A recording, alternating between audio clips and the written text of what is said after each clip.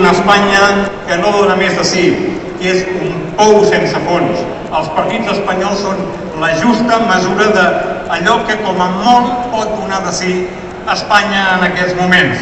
Per tant, ara la pilota està en una altra taulada.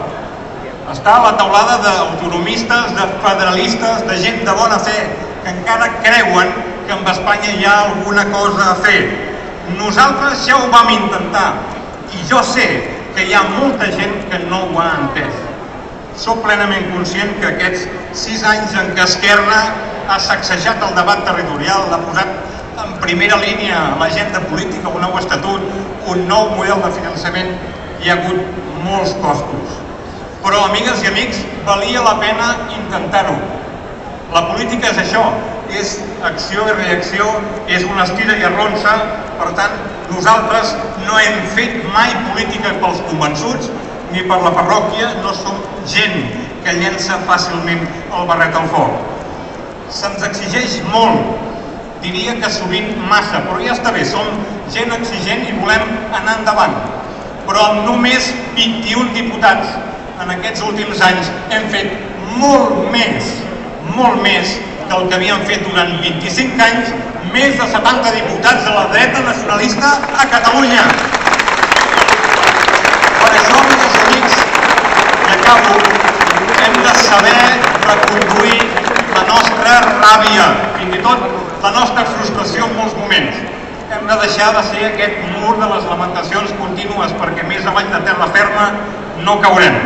Som, com es deia abans, segurament avui mateix a l'inici d'una nova etapa més enllà de l'actual autonomia política. Segurament estem treballant per tenir aquell horitzó col·lectiu il·lusionador que per molta gent va ser aquell estatut del 30 de setembre. Ara bé, hem de tenir 3 coses. La primera, una mica de paciència.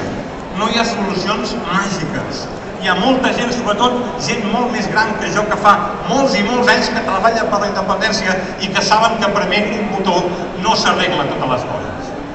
En segon lloc, hem de ser gent rigorosa i hem de ser conscients que l'independentisme en aquest país, tot i que fa alguns anys que governa, té encara una assignatura pendent, que és governar i, a més, fer-ho bé.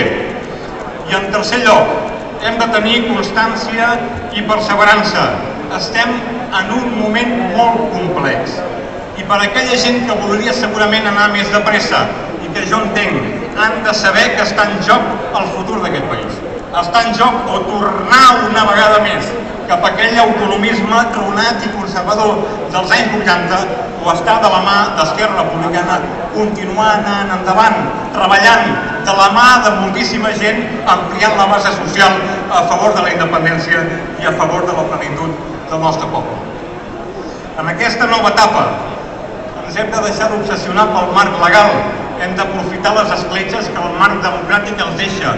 Jo, esclar que anirem a Espanya, com anem a Europa, anirem a Espanya perquè mentre paguem impostos hem d'exigir un tracte just i equitatiu i perquè és allà on es troben bona part dels nostres problemes. I a Catalunya hem de governar com en el conjunt dels països catalans allà on sigui possible. I hem de governar per fer allò que abans es deia, per anar preparant el pròxim embat de l'Estat, el pròxim desafiament en les millors condicions possibles. I això es fa des del govern, es fa des de les institucions construint estructures d'estat, construint espais de sobirania i també, com no, construint la nació, que vol dir guanyant adhesions, guanyant simpaties, guanyant voluntats de moltíssima més gent.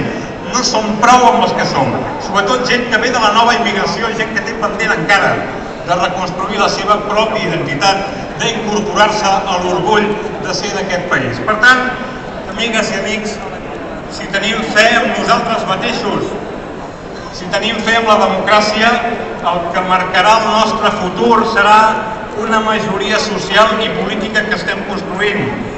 Aquesta majoria és la que ens portarà allà on són les nacions normals, les nacions que volen progressar, cap a la justícia social i cap a la independència nacional.